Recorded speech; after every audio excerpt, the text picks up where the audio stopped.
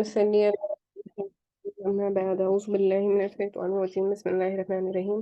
A very warm welcome to you all. Sorry for the delay. It was due to some glitches in a Zoom meeting. So now that it's resolved, I'll begin my session. So this session was actually scheduled to be according to 3 p.m. Indian Standard Time. But since nobody joined, I had to reschedule the time, and even though I wanted to start early, around 9:30, it took some time because of the Zoom meeting. So inshallah, let us not delay further and go ahead and start. So हमने अब तक हमारे lecture में last class में भी हमने मजहब व अध्ययन के बारे में देखा था। तो आज हम उससे आगे बढ़ते हुए अपनी गुफ्तगू को आगे बढ़ाएंगे और देखेंगे कि उस ज़माने में क्या हालात पेश आए थे, और जो हमारा अगला चैप्टर होगा उसकी हम वजाहत में गुफ्तगू करेंगे। फिर इंशाल्लाह हम नसब के ऊपर गुफ्तगू करने की कोशिश करेंगे। चलिए देखते हैं कि हम आपको याद होगा कि हमने लास्ट क्लास में डिस्कस किया था कि किस तरीके की जाहिलाना रसूमात में मक्के मुकर्रमा के लोग, अरब बेसिकली अरब लोग जो हैं वो मशगूल थे। हमने ये भी देखा कि अमर बिन लुहई जो सबसे वहाँ का बड़ा सरदार था, उसने किस तरीके से बुतों को ले आकर मक्के मुकर्रमा में उनको रखा था और अपने लोगों को उनके सामने पूजने की तलकीन की थी, और उसके बुलावे को सबने मंजूर भी किया था। तो यहाँ से बात हमारी आगे बढ़ते हुए हमने और भी बहुत सारी जो उस ज़माने में उनके अंदर जाहिलाना रसूमात थी, उनकी वजाहत देखी। तो आज हम देखते हैं तो आज हम देखते हैं कि जाहिल माशरे की चंद झलकियाँ। तो जज़ीरतुल अरब की सियासी और मजहबी हालात बयान करने के बाद वहाँ के इज्तिमाई, इक़्तिसादी और अखलाक़ी हालात का मुख्तसर सा ज़िक्र हम करेंगे इंशाअल्लाह आज की मजलिस में। तो इज्तिमाई हालात यानी कि अरब आबादी मुख्तलिफ तक़ाबत पर मुश्तमिल थी और हर तबक़े के हालात एक दूसरे से बहुत ज़्यादा मुख्तलिफ थे। चुना चुनाचे तबक़े अशरफ में मर्द औरत के ताल्लुक़ ख़ासा तरक्की याफ़्ता थे। औरत को बहुत कुछ खुद मुख्तारी हासिल थी, उसकी बात मानी जाती थी, उसका इतना एहतराम और तहफ़्फ़ुज़ किया जाता था कि इस राह में तलवारें निकल पड़ती थीं और खून रेज़ियाँ हो जाती थी। तो यहाँ पर हम ज़िक्र करने लगे हैं उस वक़्त का जहाँ पर अभी तक मोहम्मद रसूलुल्लाह सल्लल्लाहु अलैहि वसल्लम दुनिया में तशरीफ़ नहीं लाए थे, लेकिन उनके आने से पहले जो माशरे में जाहिलाना रसूमात आप कह लें या जाहिलाना माशरे में इज्तिमाई तौर पर जो चंद चीज़ें होती थी उनका ज़िक्र हम करने लगे हैं। तो यहाँ पर बताया ये जा रहा है कि उस ज़माने में काफ़ी हद तक उनको और उनकी औरतों को वो इज़्ज़त करते थे। फिर ऐसा क्या हो गया कि हमने ये भी सुना है ना कि वो कत्ल कर देते थे। तो चलिए देखते हैं, सीरत में आगे आपको बहुत कुछ सीखने को मिलेगा। तो आदमी जब अपने करम व शुजाअत पर, जिसे अरब में बड़ा बुलंद मुक़ाम हासिल था, अपनी तरफ करना चाहता, तो उमूमन औरत ही को मुख़ातब करता। बसा औक़ात औरत चाहती तो क़बाइल को सुलह के लिए इकट्ठा कर देती और चाहती तो उनके दरमियान जंग और खूनरेज़ी के शोले भड़का देती। तो यहाँ पर औरत का ज़िक्र किया गया है कि औरतों के लिए जंगें भी हो जाती और औरतें को इतना मतलब इख्तियार हासिल था कि वो चाहती तो कबीलों के बीच में सुलह भी करवा देती। लेकिन इन सब के बावजूद बिला निज़ा मर्द ही को खानदान का सरबराह माना जाता था और उसकी बात फैसला कुन हुआ करती थी। इस तबके में मर्द और औरत का ताल्लुक़ अक़्द निकाह के ज़रिए होता था और ये निकाह औरत के औलियाए ज़ेर निगरानी अंजाम पाता था। औरत को ये हक न था कि उनकी विलायत के बगैर अपने तौर पर अपना निकाह कर ले। तो यहाँ पर आप देखें कि ये वजाहत के साथ हमें मिल रहा है कि उनके पास ये था कि वो निकाह करते और मर्द को सरबराह माना जाता था और औरत को ये हक नहीं था कि उनकी विलायत के बगैर अपने तौर पर निकाह कर लें किसी से भी। तो एक तरफ तबक़े अशरफ का ये हाल था, तो दूसरी तरफ दूसरे तबक़ों में मर्द औरत के इख्तिलात की और भी कई सूरतें थीं, जिन्हें बदकारी व बेहयाई और फहशकारी व ज़िनाकारी के सिवा कोई और नाम नहीं दिया जा सकता। तो ये एक तबके की बात हो रही है कि एक तबके में ऐसा था जो सिर्फ निकाह के ज़रिए औरतों से रिश्ता रखते थे। लेकिन एक तबका दूसरी तरफ ऐसा भी था जिसको हम कह लें कि वो बदकारी और बेहयाई के कामों में मशगूल थे और फहशकारी या ज़िना जिसको हम कहते हैं, उन सभी चीज़ों में मशगूल हैं। हज़रत आयशा रज़ियल्लाहु ताला अन्हा का बयान है कि जाहिलियत में निकाह की 4 सूरतें थीं। तो जब जाहिलियत का आम था उस ज़माने में, तो 4 सूरतें आम थीं। एक तो वही सूरत थी जो आज भी लोगों में राइज है कि एक आदमी दूसरे आदमी को उसके ज़ेरे विलायत लड़की के लिए निकाह का पैगाम देता, फिर मंज़ूरी के बाद महर देकर उससे निकाह कर लेता। तो ये सबसे पहली सूरत है, जिसमें अ, आप कह लें कि जो सरपरस्त है, वो अपनी लड़की का पैगाम भेजता और जब उनमें बातचीत हो जाती तो वो एक महर तय करते और उस महर के अदा होने से निकाह जब तय पाता तो निकाह अंजाम पाता। दूसरी सूरत ये थी कि औरत जब हैज़ से पाक होती तो उसका शौहर कहता कि फलां शख्स के पास पैगाम भेजकर उसकी शर्मगाह हासिल करो यानी ज़िना करो। और शौहर खुद उससे अलग-तलग रहता और उसके करीब न जाता, यहाँ तक कि वाज़ेह हो जाता कि जिस आदमी से शर्मगाह हासिल की थी यानी ज़िना कराया था, उससे हम्ल ठहर गया है। जब हम्ल वाज़ेह हो जाता तो उसके बाद अगर शौहर चाहता तो उस औरत के पास जाता। ऐसा इसलिए किया जाता था कि लड़का शरीफ और बाकमाल पैदा हो। इस निकाह को निकाहे इस्तिबाह कहा जाता है और इसी को हिंदुस्तान में नियुक कहते हैं। निकाह की तीसरी सूरत ये थी कि 10 आदमियों से कम की एक जमात इकट्ठा हो। सब के सब एक ही औरत के पास जाते और बदकारी करते। जब वो औरत हामिला हो जाती और बच्चा पैदा होता तो पैदाइश के चंद रात बाद वो औरत सबको बुला बुला भेजती और सबको आना पड़ता।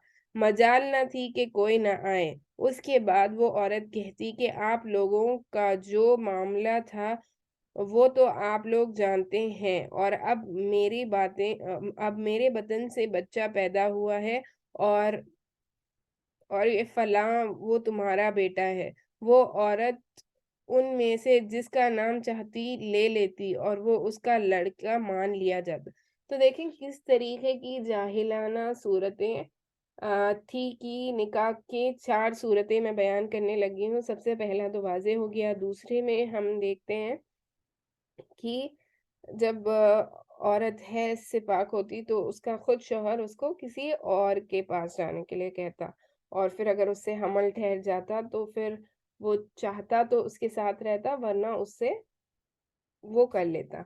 तीसरा तो ये बताया गया कि 10 आदमियों से कम की एक जमात इकट्ठा होती है और सब एक ही औरत के पास जाके बदकारी करते ना और अगर उसको कोई औलाद पैदा होती तो फिर वो जब सबको इकट्ठा करती और जिसका वो नाम लेना चाहती और वो जिसके बारे में कह दे कि ये फलां का बच्चा है, तो वो उस लड़के को उसका बाप मान लिया जाता। चौथा निकाह ये था कि बहुत से लोग इकट्ठे होते और किसी औरत के पास जाते। वो अपने पास किसी आने वाले से इनकार न करती। ये बेसिकली आप समझ लें उस ज़माने में ये जो बताया जा रहा है, it's kind of a prostitution जिनको जिनकी वज़ाहत हम देख रहे हैं। जो अपने दरवाज़ों पर झंडा गाड़े रखती थीं ताकि ये निशानी के काम दे और जो उनके पास जाना चाहे बेधड़क चले जाते। जब ऐसी औरत हामिला होती और बच्चा पैदा होता तो सब के सब उसके पास जमा होते और कयाफा سانس کو بلاتے۔ خیافہ سناس اپنی رائے کے مطابق اس لڑکے کو کسی بھی شخص سے معلق کر دیتا ہے، یعنی کہ اتنے سارے لوگوں سے نسبت قائم کرنے کے بعد اس بچے کا کوئی مطلب فادر کون ہے یہ تو وہ لوگ ڈٹرمائن نہیں کر سکتے تھے۔ تو وہ جب اکٹھے ہوتے اور ان کی جو بھی جن کے پاس فیصلے کے لیے جاتے، وہ جب بلا کر فیصلہ کر دیتا، پھر یہ اس سے مرود ہو جاتا اور اس لڑکا اس کا کہلاتا۔ تو انہوں نے جس کو بھی اکٹھا کر کے جس کا بھی نام لیا وہ اس کا بیٹا یا بیٹی جو بھی ہے اولاد کہلاتی، وہ اس سے انکار نہ کر سکتا۔ جب اللہ تعالیٰ نے رسول اللہ صلی اللہ علیہ وسلم کو مبعوث فرمایا تو جاہلیت کے سارے نکاح ممنوع کر دیے، صرف اسلامی نکاح باقی رہا جو آج رائج ہے۔ تو جب آپ صلی اللہ علیہ وسلم دنیا میں تشریف لائے تو آپ صلی اللہ علیہ وسلم کے ذریعے اللہ سبحانہ وتعالیٰ نے ہم سب مسلمانوں کی رہنمائی فرمائی تاکہ ہم ان سب بدکاریوں سے بچ جائیں۔ تو آپ دیکھیں یہ جو ہم وضاحت سے پڑھ رہے ہیں اس سے ہمیں یہ پتہ چلتا ہے کہ اسلام آنے سے پہلے بھی عرب کے ملک میں بھی ان سب چیزوں کا رواج رہا ہے۔ جو آج ہم دیکھ رہے ہیں کہ لوگ جو ہے نکاح کو مشکل بنا کر زنا کو آسان کر رہے ہیں، اس سے ہوگا یہی کہ ہمارے معاشرے میں بدکاری عام ہوگی۔ تو کوشش یہ کریں کہ نکاح کو آسان بنائیں اور زنا سے بچیں۔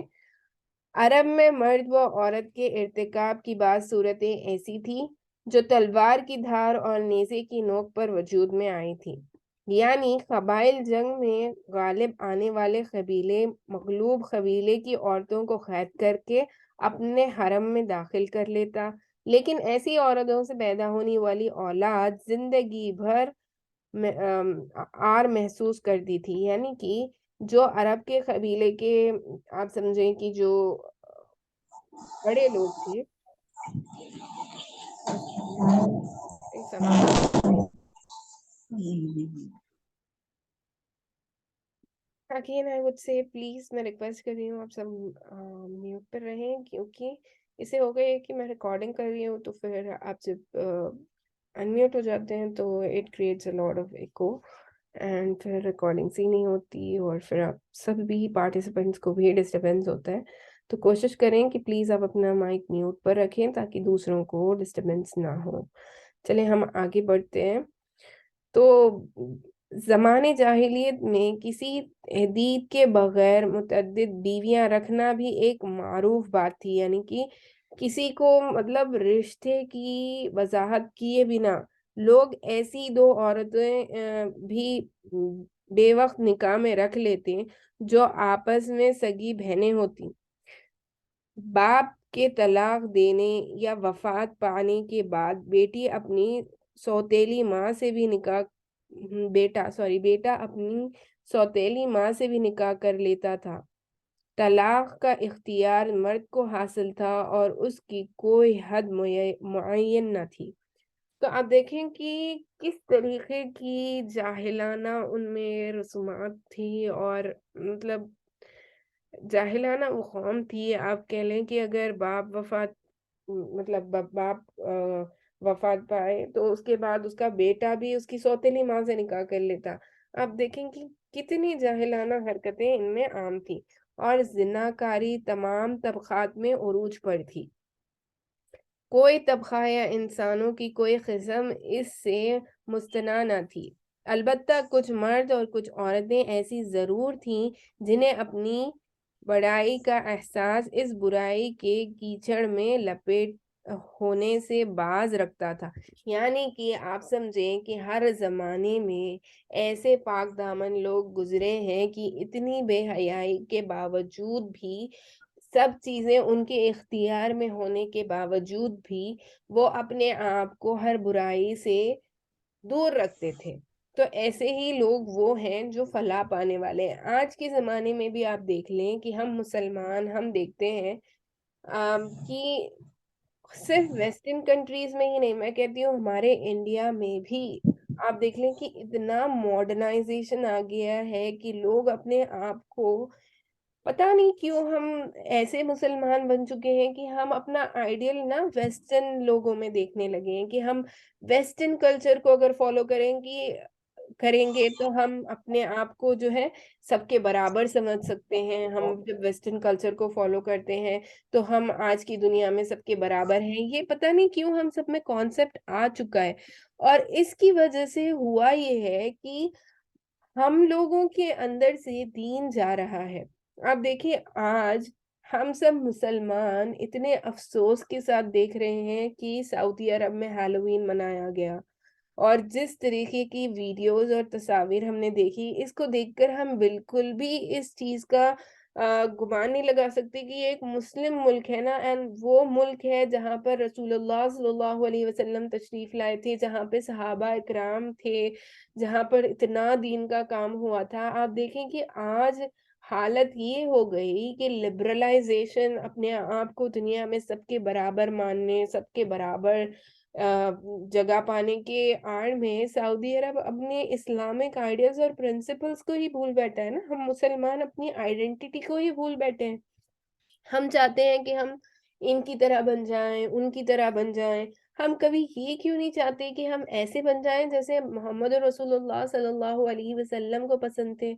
उस तरीके के उम्मती बन जाएँ जिससे आप सल्लल्लाहु अलैहि वसल्लम और अल्लाह सुब्हानहू व तआला रज़ा पाना चाहते, अल्लाह सुब्हानहू व तआला की रज़ा पाने वाले हो। हम देखते हैं कि हम सब, मैं कहती हूँ हम सब इस माशरे में आज जो जी रहे हैं, बहुत ज़्यादा हमें एहतियात करने की ज़रूरत है, क्योंकि इतने सारे फ़ितने आज की दुनिया में राइज हैं कि अगर आप अपने दीन इस्लाम पर कायम रहना चाहते हैं, तो आपको चाहिए कि आप अपने घर का माहौल बनाएँ, अपने छोटे-बड़ों सबको इसमें इन्वॉल्व करें। इसीलिए मैं चाहती हूँ कि हफ़्ते में कम से कम हम 1 दिन जुड़े ना, जब हम दीन की बात करें, तो कोशिश करें कि, मैं जानती हूँ मैं खुद भी वर्किंग हूँ, मैं जानती हूँ कि हम सब के लिए सब चीज़ें मैनेज करना डिफ़िकल्ट है, लेकिन आप सोचें कि this is the need of the our. अगर हम इस चीज़ के ऊपर तवज्जो नहीं देंगे कि हमारे ईमान के लिए हमें अपने आप को अच्छे मुसलमान बनाने के लिए भी कुछ करना है, अगर हम इस चीज़ पर तवज्जो नहीं देंगे, तो फिर बड़ी अफ़सोस की बात है कि हम अपने दीन के लिए कुछ नहीं करेंगे ना, तो अब जब हमारे मोहम्मद रसूलुल्लाह सल्लल्लाहु अलैहि वसल्लम की दुनिया से पर्दा फरमाने के बाद और कोई नबी नहीं आने वाले हैं, हम उम्मतियों पर ही तो ये ज़िम्मेदारी है ना कि हम दूसरों तक दीन का इल्म पहुँचाएँ। हम कैसे दूसरों तक दीन का इल्म पहुँचाएँगे जब हम खुद अपने आप के अंदर इतना दीन बेज़ारी का आलम रखते हैं कि हम खुद ऐसी मजलिसों में नहीं जुड़ना चाहते हैं जहाँ पे अल्लाह और उसके रसूल सल्लल्लाहु अलैहि वसल्लम का ज़िक्र किया जा रहा है ना।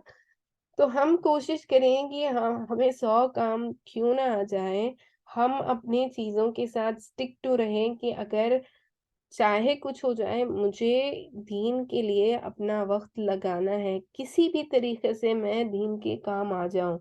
आपका हमेशा दिल में ये इरादा होना चाहिए कि मैं कुछ न कुछ करूँ जिससे मैं एक अच्छा मुसलमान खुद भी बनूँ, ताकि मैं खुद भी जन्नत में जाने वाली बनूँ और दूसरों को भी साथ जन्नत में ले जाने वाली बनूँ। तो इसके लिए हमें कोशिश और मेहनत करनी होगी। जिस तरह हम दुनिया की 24 घंटे वाली ज़िंदगी में हमेशा हम सुबह से लेके शाम तक हमारी दुनिया बेहतर हो जाए, दुनिया बेहतर हो जाए, इसके लिए मेहनत कर रहे हैं। This is a fact nobody can deny. We are all into this world, and 24 hours of our life is completely going into the building of this dunya. Are we even bothered to think about our आखिरा कि आज ना आज, आज हो या कल हो, एक ना एक दिन हमें सब अल्लाह के पास जाना है ना। तो कौन सा ऐसा अमल है जो अल्लाह के पास हमारा काबिल कबूल हो, जिससे हम ये उम्मीद कर सकें कि हम जन्नत में जा सकेंगे। ऐसा तो कोई अमल हमारे पास है नहीं ना।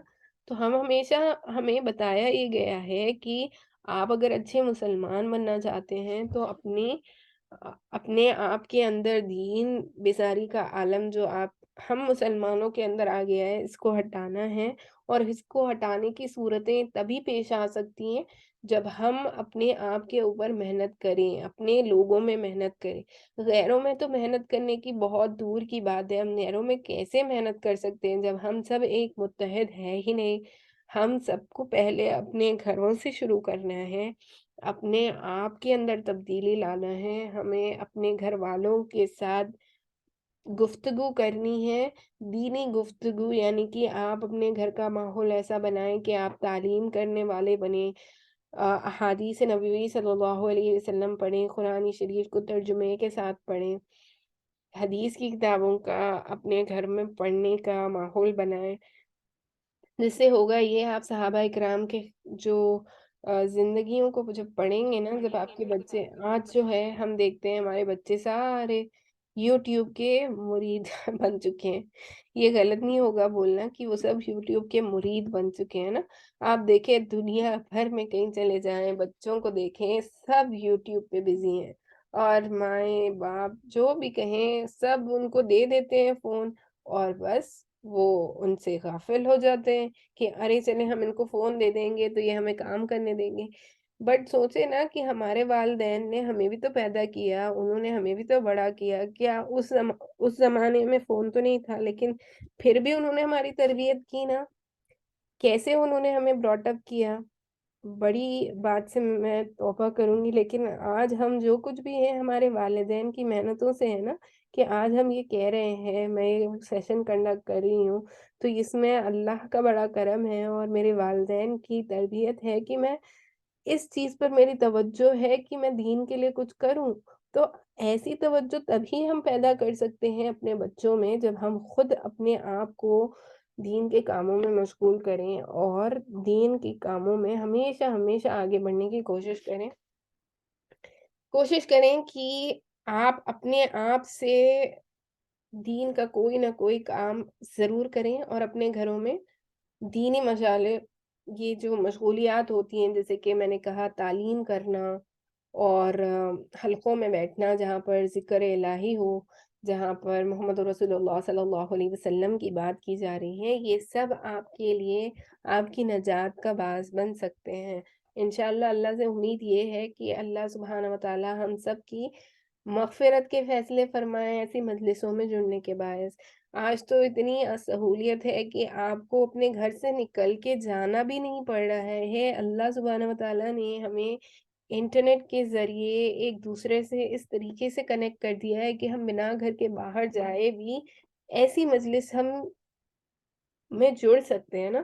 تو کوشش یہ کریں کہ آپ سب جڑیں، کیونکہ آج صبح جب میں نے میٹنگ رکھی تھی، اور جب کسی نے جوائن نہیں کیا تو مجھے کافی برا لگا، بٹ میں نے سوچا کہ یہ اس ٹائم پہ شاید جو میرے ریگولرلی اٹینڈ کرتے ہیں شاید ان سب کے لیے پاسبل نہیں تھا، تو میں نے چاہا کہ چلے میں اس کو ڈیلے کر لیتی ہوں، لیکن میں اس کو مس نہیں کروں گی۔ تو شکریہ آپ سبھی کو جوائن کرنے کے لیے، کوشش کریں کہ آپ پابندی سے جوائن کریں، اینڈ انشاءاللہ تعالیٰ آپ کو کچھ نہ کچھ ضرور سیکھنے کو ملے گا، اور یہ جو وقت آپ یہاں پر بتا رہے ہیں انشاءاللہ یہ آپ کی نجات کا ذریعہ بنے گا۔ تو ہم یہاں پر تھے کہ جاہلانہ زمانے میں شادیوں کی، یعنی کہ نکاح کے کن 4 صورتیں پیش تھیں، اور رسول اللہ صلی اللہ علیہ وسلم کے آنے کے بعد کس طریقے سے اس کو مٹایا گیا ہے، یہ ہم آگے وضاحت سے دیکھیں گے۔ تو ہم دیکھ رہے ہیں کہ زناکاری تمام طبقات میں عروج پر تھی، کوئی طبقہ یا انسانوں کی کوئی قسم ایسی نہ تھی جو اس سے وابستہ نہ تھی، البتہ کچھ مرد اور عورتیں ہر زمانے میں ایسی گزری ہیں جو پاک دامن تھی نا۔ پھر آزاد عورتوں کا حال لونڈیوں کے مقابل نسبتاً اچھا تھا، اصل مصیبت لونڈیاں ہی تھی، اور ایسا لگتا ہے کہ اہل جاہلیت کے غالب اکثریت اس برائی کی طرف منسوب ہونے میں کوئی عار بھی محسوس نہیں کرتی تھی۔ چنانچہ سنن ابن داؤد وغیرہ میں مروی ہے کہ ایک دفعہ ایک آدمی نے کھڑے ہو کر کہا، یا رسول اللہ صلی اللہ علیہ وسلم، فلاں شخص میرا بیٹا ہے، میں نے جاہلیت میں اس کی ماں سے زنا کیا تھا، رسول اللہ صلی اللہ علیہ وسلم نے ارشاد فرمایا، اسلام میں ایسے دعوے کی کوئی گنجائش نہیں، جاہلیت کی بات گئی، اب تو لڑکا اسی کا ہوگا جس کی بیوی یا لونڈی ہو، اور زناکار کے لیے پتھر ہے، یعنی کہ سنگباری۔ اسلام میں کیا کیا، جس نے زنا کیا اس کو سنگباری یعنی پتھر مار مار کر فوت کر دیا جاتا ہے نا، یہ اسلامی طریقہ ہے۔ اور حضرت سعد بن ابی وقاص رضی اللہ تعالی عنہ اور عبد بن زما کے درمیان زما کی لونڈی کے بیٹے عبد الرحمن بن زما کے بارے میں جو جھگڑا پیش آیا تھا وہ بھی معلوم اور معروف ہے۔ جاہلیت میں باپ بیٹے کو تو جہالت کے زمانے میں باپ بیٹے کے تعلق بھی مختلف نوعیت کا تھا۔ کچھ تو ایسے تھے جو کہتے تھے ہماری اولاد ہمارے کلیجے ہیں جو روئے زمین پر چلتے پھرتے ہیں، لیکن دوسری طرف کچھ ایسے بھی تھے جو لڑکیوں کو رسوائی اور خرچ کے کچھ خوف سے زندہ دفن کر دیتی تھی، اور بچوں کو فقر و فاقہ کے ڈر سے مار ڈالتے تھے۔ تو ہم دیکھ رہے ہیں کہ ایک طرف ایسا طبقہ تھا جو یہ کہتے تھے کہ ہماری اولاد ہمارے کلیجے ہیں اور جو روئے زمین پر چلتے پھرتے ہیں، دوسری طرف ایسی بھی ایک قوم آپ کہہ لیں یا ایک طبقہ رائج ہو گیا تھا کہ کچھ ایسے بھی تھے جو لڑکیوں کو رسوائی اور خرچ کے خوف سے، یعنی کہ ان کے اندر یہ شرمندگی پیدا ہو جاتی کہ وہ ایک بیٹی کے باپ ہے، تو وہ کیا کرتے کہ فقر و فاقہ کے ڈر سے وہ بچوں کو مار ڈالتے، یعنی کہ اگر لڑکی پیدا ہوتی تو اس کو زندہ دفنا دیتے نا۔ لیکن یہ کہنا مشکل ہے کہ یہ سنگ دلی بڑے پیمانے پر رائج تھی، کیونکہ عرب اپنے دشمن سے اپنی حفاظت کے لیے دوسروں کی بنسبت کہیں زیادہ اولاد کا محتاج تھے اور اس کا احساس بھی رکھتے تھے۔ تو یہ کہنا مناسب نہیں ہے کہ یہ بہت زیادہ لوگوں میں عام تھی، لیکن ایسا ایک طبقہ تھا جو فخر و فاقہ کے ڈر سے اولاد کو مار ڈالتے تھے اور ان کو زندہ دفن کر دیتے تھے۔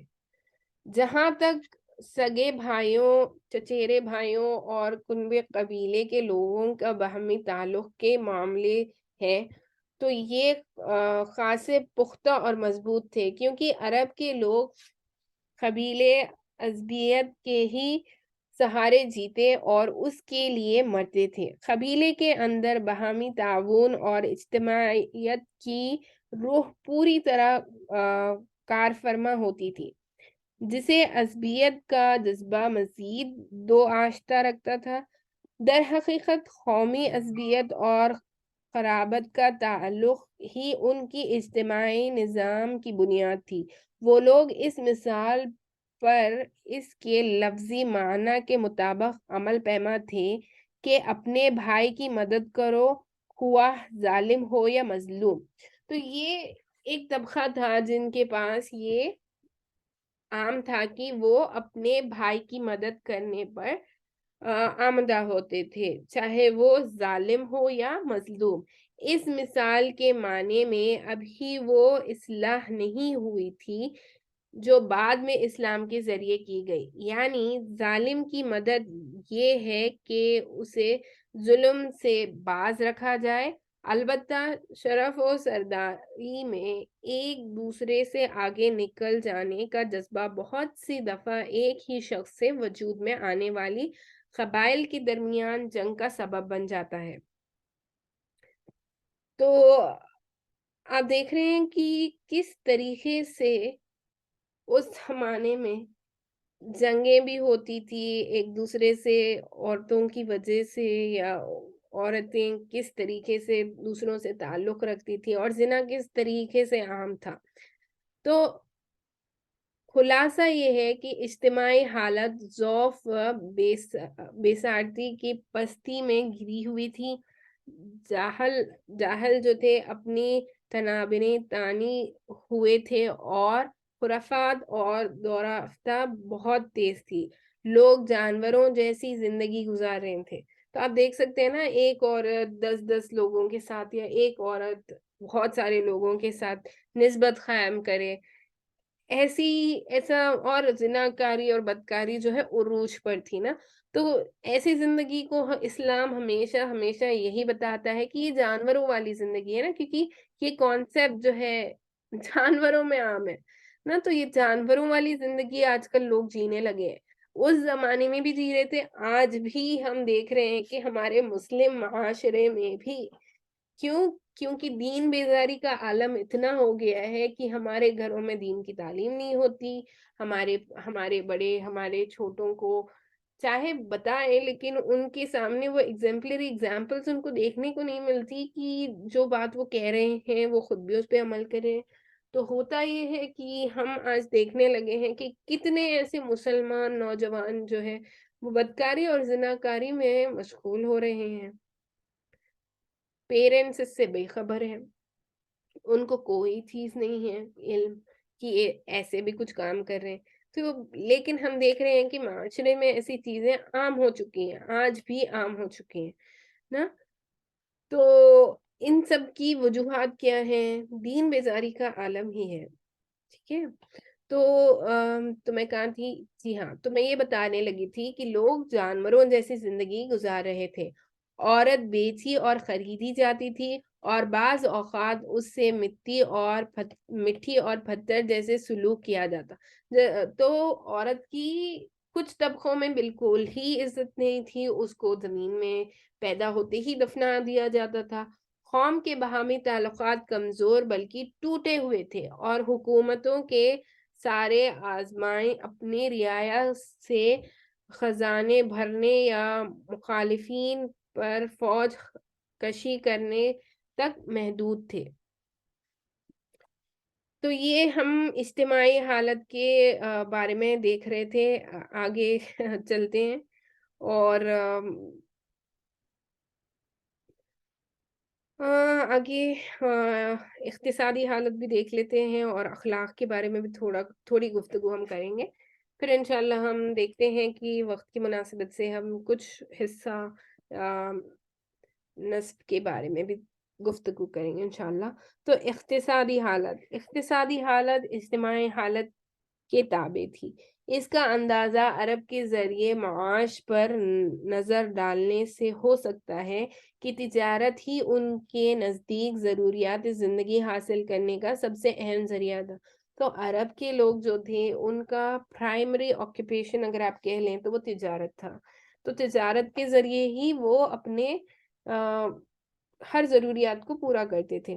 और मालूम है कि तिजारत, आमद-ओ-रफ़्त, अमन और सलामती के फ़ज़ा के बगैर आसान नहीं, और जज़ीरतुल अरब का हाल ये था कि सिवाय हुर्म वाले हुर्मत वाले महीनों के अमन और सलामती के कहीं वजूद ना था। यानी कि उनके नज़दीक जो हुर्मत वाले महीने होते हैं, उनमें वो तिजारत नहीं करते।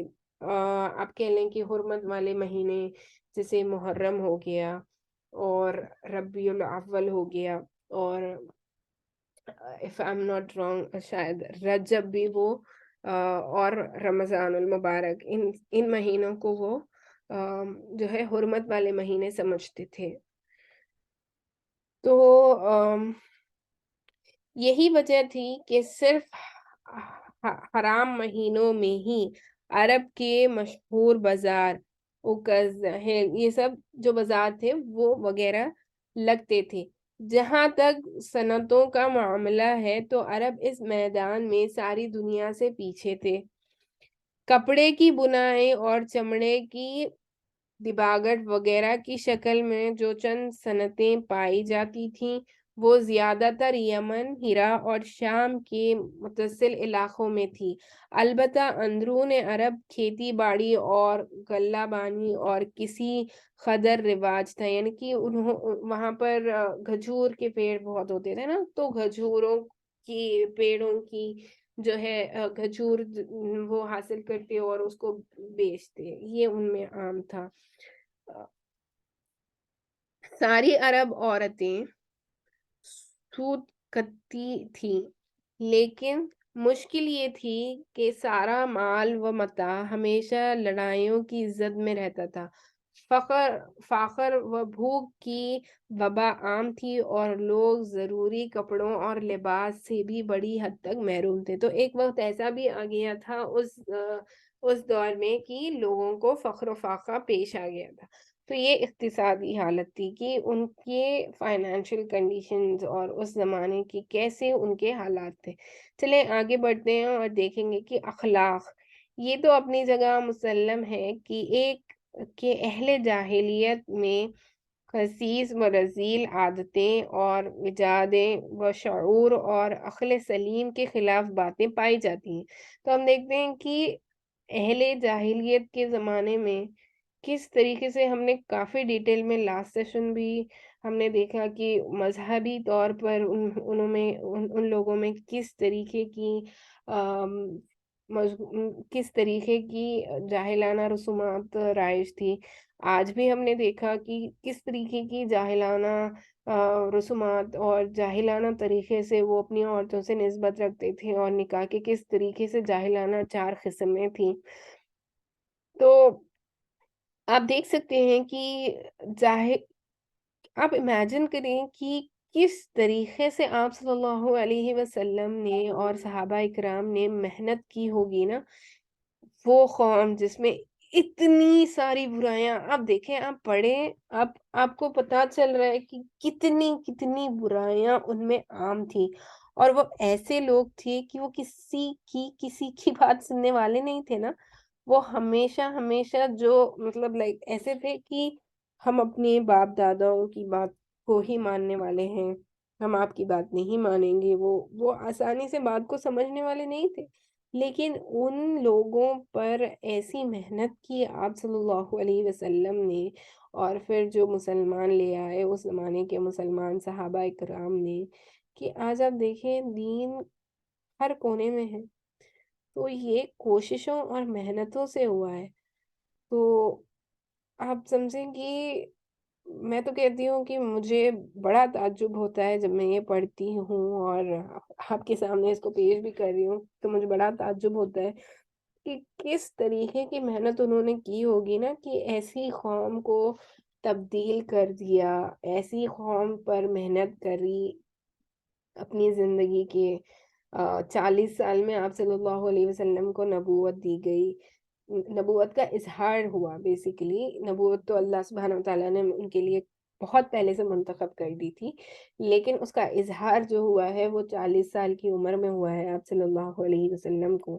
تو یہ 40 سال کے بعد والی جو زندگی ہے، وہاں سے آپ صلی اللہ علیہ وسلم کی زندگی جو ہے ہمیں ملتی ہے روایتوں کے طور پہ کہ 63 ایئرس تھی آپ صلی اللہ علیہ وسلم کی عمر مبارک۔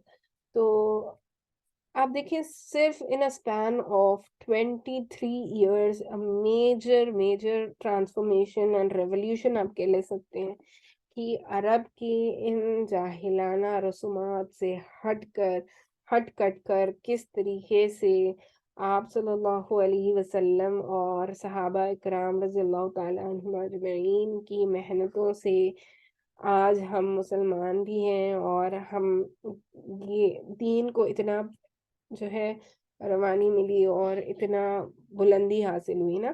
بٹ آج ہم دیکھ رہے ہیں کیونکہ ہم دین بیزاری کا عالم ہمارے اندر دوبارہ واپس آ گیا ہے، ہم دیکھ رہے ہیں کہ ہر جگہ مسلمان ذلیل و خوار ہو رہے ہیں، رسوائی ہمیں پیش آ رہی ہے، ہم سب مسلمان رسوا ہو رہے ہیں نا۔ تو جو ہے ہم اس سے کس وجہ سے ہم رسوا ہو رہے ہیں؟ مجھے تو یہی لگتا ہے کہ ہم اس وجہ سے رسوا ہو رہے ہیں کیونکہ ہم مسلمان خود اپنی آئیڈینٹی کو باقی رکھنا نہیں چاہتے۔ ہم خود ہم اپنی اولاد میں بھی دیکھ لیں نا، ہم دیکھتے ہیں کہ اگر کوئی لڑکی برقع پہننے لگے اور دین پر چلنے لگے، تو اگر اس کے گھر والے اور گھر والوں کا اگر ماحول یہ بنا ہوا نہیں ہے، تو وہ کہنے لگتے ہیں کیوں دقیانوسی خیالات پر اپنے آپ کو سب کے برابر نہیں رکھتے ہوئے تم کیوں اپنے آپ کو جو ہے مطلب پرانے خیالات کی تم ہو، یا تم اپنے آپ کو جو ہے محدود کر رہی ہو برقعے، جب وہ حجاب یا برقع پہن لے تو اپنے آپ کو وہ محدود کر رہی ہے، ایسا لوگ کہنے لگتے ہیں۔ اور اگر بیٹا جو ہے سنت پر عمل کرتے ہوئے اگر اپنی داڑھی بڑھا لے تو خود گھر والے ہی اس پر کرٹیسائز کرنے لگتے ہیں نا کہ کیوں تم نے اپنی داڑھی بڑھا لی، داڑھی کٹا لو۔ ہم مسلمان ہوتے ہوئے بھی ہمیں اپنی اپنی شناخت باقی رکھنے کی خواہش نہیں ہے، ہم چاہتے ہیں کہ یہ مٹ جائے، ہم ماڈرن، ہم فلم سٹارز ان کی طرح بن جائے نا، ماڈلز جو دکھتے ہیں، ماڈل فلم ایکٹریسز، یہی پکچر ہے کہ اچھے ہو تو یہ ایسے دکھنا چاہیے، یہ ہم سبھی میں آج عام ہو چکا ہے۔ تو یہ چیز ہے جو ہم دیکھ رہے ہیں۔ چلیں آگے بڑھتے ہیں تو اور دیکھتے ہیں کہ چلیں میں انشاءاللہ اس کو تھوڑا وضاحت کے ساتھ مختصراً طور پر بیان کر دوں گی، پھر انشاءاللہ ہم اگلی نشست میں خاندان نبوت صلی اللہ علیہ وسلم نسب کے بارے میں ہم گفتگو سٹارٹ کریں گے۔ آج میں جو اخلاق کے بارے میں آپ سے بات کر رہی تھی اس کو ہی میں کمپلیٹ کر لیتی ہوں جلدی سے۔ تو سب سے پہلی چیز کرم و سخاوت، یہ اہل جاہلیت کا ایسا وصف تھا جس میں وہ ایک دوسرے سے آگے نکل جانے کی کوشش کرتے تھے، اور اس پر اس طرح فخر کرتے تھے کہ عرب کے آئندہ اشعار اسی کے نظر ہو گئے ہیں۔ اسی وصف کی بنیاد پر کسی نے خود اپنی تعریف ہی ہی تو کسی نے کسی اور کی۔ حالت یہ تھی کہ سخت جڑے اور بھوک کے زمانے میں کسی کے گھر کوئی مہمان آ جاتا اور اس کے پاس اپنے، ایک منٹ دے مجھے جی، تو میں یہ بتانے لگی تھی کہ ان کے اندر سخاوت کا ایک جذبہ تھا عرب میں، کہ وہ مہمان نوازی اچھے سے کرتے تھے اور وہ ایک دوسرے کو دینے کا ان کے اندر یہ عام رواج تھا۔ تو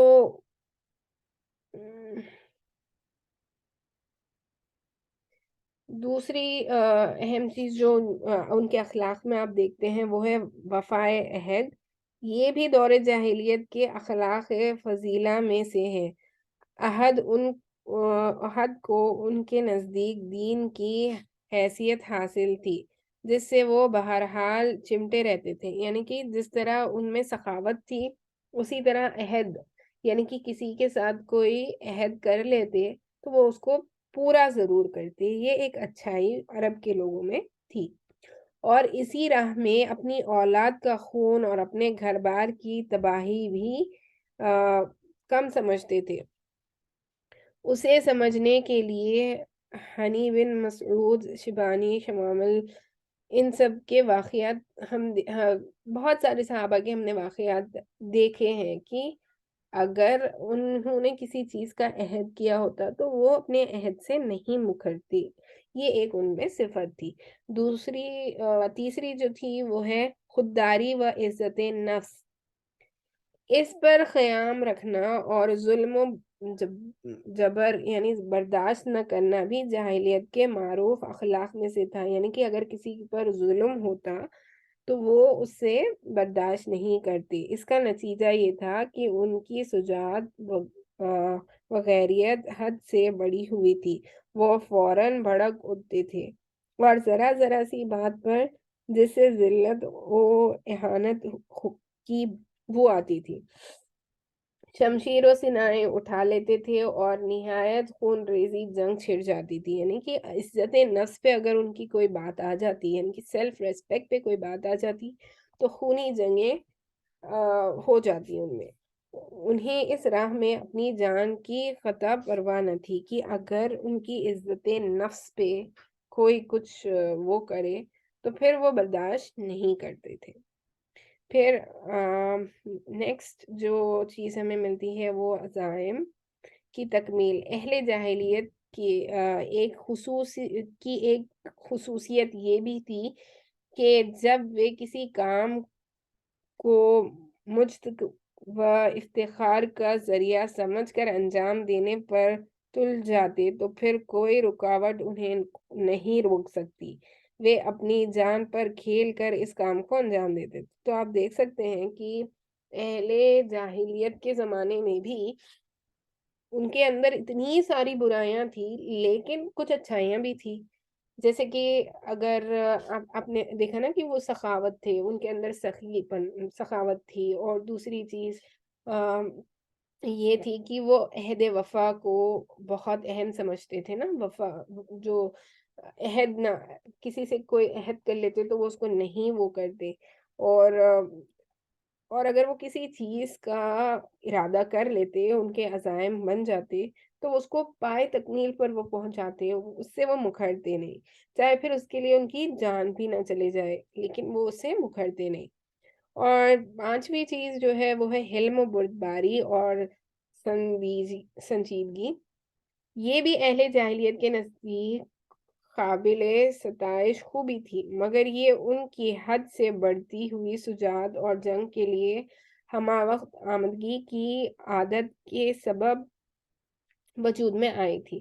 تو حلم اور بردباری اور سنجیدگی اتنی زیادہ تو نہیں، لیکن جب جنگیں پیش آتی تو ان میں یہ بھی ایک چیز تھی۔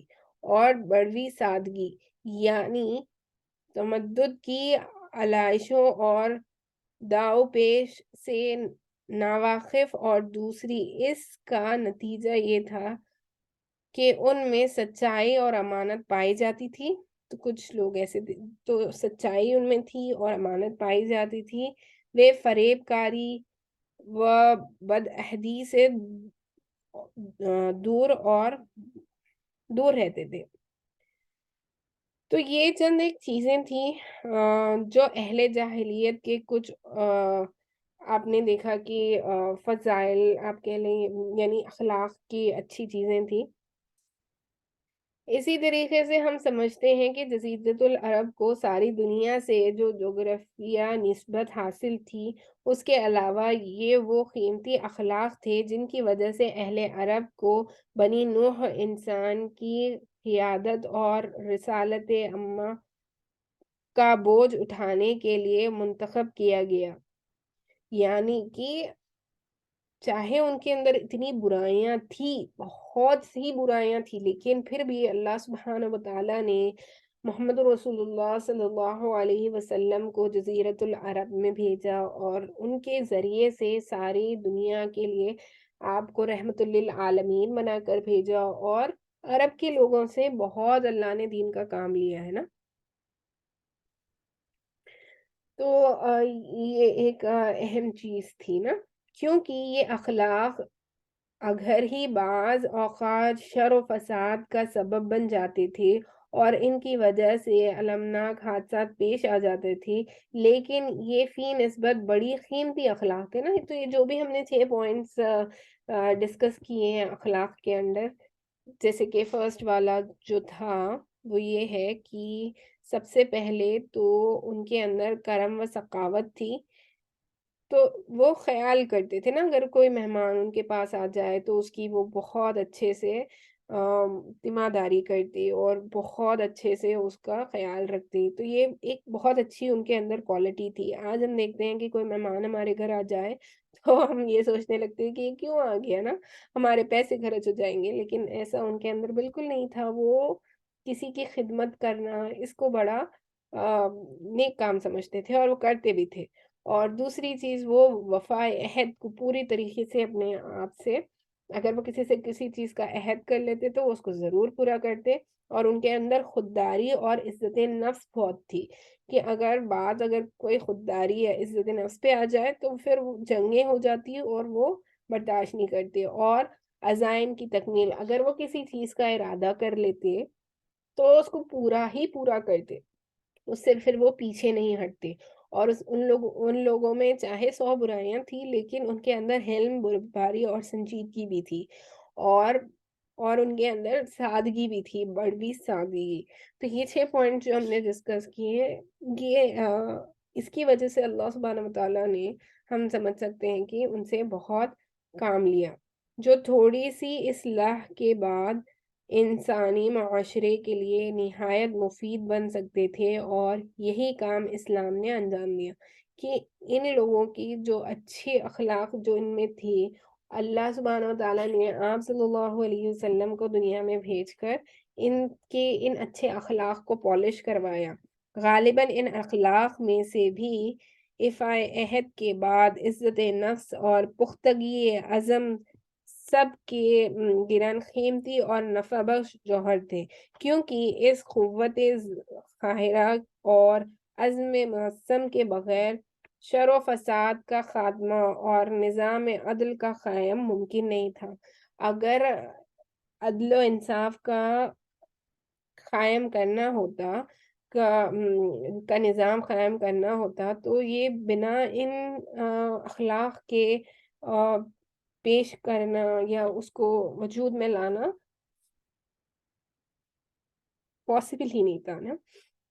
تو اہل جاہلیت کے کچھ اور بھی اخلاق و فضائل تھے، لیکن یہاں سب کا اکٹھا کرنا مقصود نہیں ہے، لیکن یہ جو ہم نے دیکھا یہ کافی حد تک ہم نے ابھی تک، میں کہتی ہوں کہ اگر آپ نے پچھلے لیکچرز نہیں اٹینڈ کیے تو پلیز آپ دیکھیں۔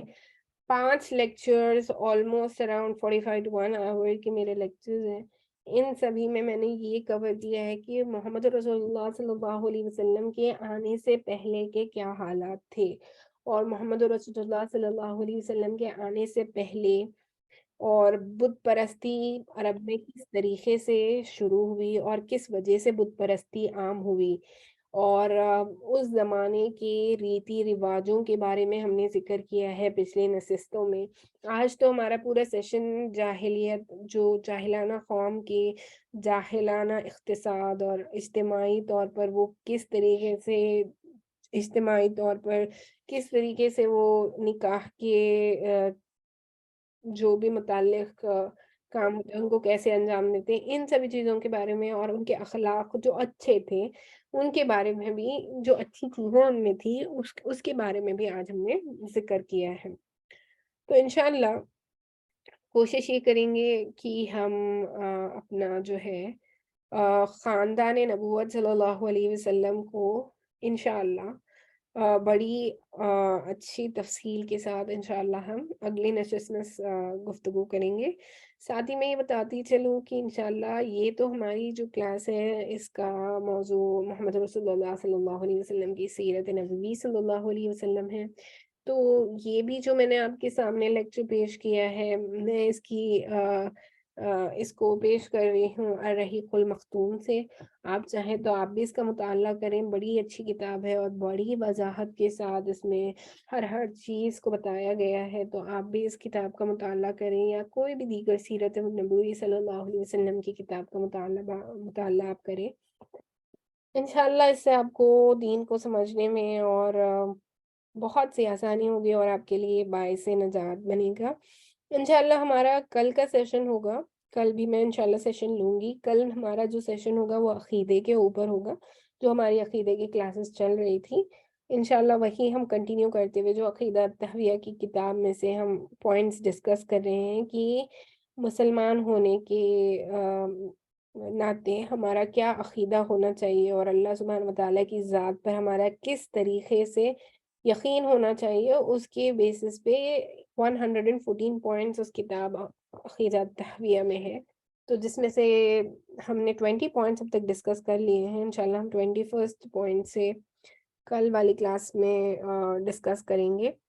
تو انشاءاللہ مجھے آپ میسج کر کے بتا دیں کون سا آپ کے لیے ٹائم کنوینئنٹ ہے۔ ویسے تو میں چاہوں گی کہ انڈین ٹائم اسٹینڈرڈ سے سم ویئر بٹوین 3:30 to 4:30 میں لوں، یا 3 to 4 یا 4 بیسیکلی 3 to 5 میکسیمم کے بیچ میں پرسنلی لینا چاہوں گی، لیکن پھر بھی آپ بتائیں، آپ جو لوگ آج سیشن میں ہیں تقریباً 10 لوگ ہیں، تو پلیز اپنی ویلیبل ٹائم پریفرنسز مجھ سے شیئر کریں واٹس ایپ پہ، تاکہ پھر میں انشاءاللہ آپ کو براڈ کاسٹ لسٹ میں میسج کر دوں کہ ایگزیکٹ کون سے ٹائم پہ۔ لیکن یہ آپ دھیان میں رکھیں کہ انشاءاللہ سیشن تو ڈیفینیٹلی ہوگا، کل بھی عقیدے پر ہوگا۔ تو اللہ سبحانہ وتعالیٰ سے دعا ہے کہ اللہ سبحانہ وتعالیٰ آج جو ہم نے باتیں کی اس سے ہمیں ہدایت بخشے اور عمل کرنے کی توفیق نصیب فرمائے۔ وآخر دعوانا ان الحمد للہ رب العالمین، سبحان اللہ وبحمدہ، سبحانک اللہم وبحمدک، ونشہد ان لا الہ الا انت، نستغفرک ونتوب الیک۔ سبحان ربک رب العزت عما یصفون، وسلام علی المرسلین، والحمد للہ رب العالمین۔ اللہ کہنے سننے سے زیادہ ہم سب کو عمل کی توفیق نصیب فرمائے۔ مجلس سے جاتے وقت یہ دل میں نیت کریں کہ جو بھی سنا گیا، ایسی چیزیں جو آپ نے اس لیکچر میں سنی ہیں، جس کو آپ اپنی زندگی میں لا سکتے ہیں، اس کو آپ لانے والے بنیں۔ اور مجھے شروعات میں کہنا چاہیے تھا، لیکن چونکہ مجھے ابھی یاد آیا، میں دہرا دوں کہ جب بھی محمد رسول اللہ صلی اللہ علیہ وسلم کا نام آپ سنیں تو کم از کم صلی اللہ علیہ وسلم ضرور کہیں۔ آپ کوئی بھی درود پاک پڑھ سکتے ہیں، لیکن کم از کم صلی اللہ علیہ وسلم کہنا لازمی ہے۔ تو جب کبھی محمد رسول اللہ صلی اللہ علیہ وسلم کا آپ نام سنیں تو ضرور درود پڑھا کریں۔ چلیں انشاءاللہ ملاقات ہوتی ہے کل انشاءاللہ عقیدے کی کلاس میں۔ وآخر الدعوانا الحمد للہ رب العالمین۔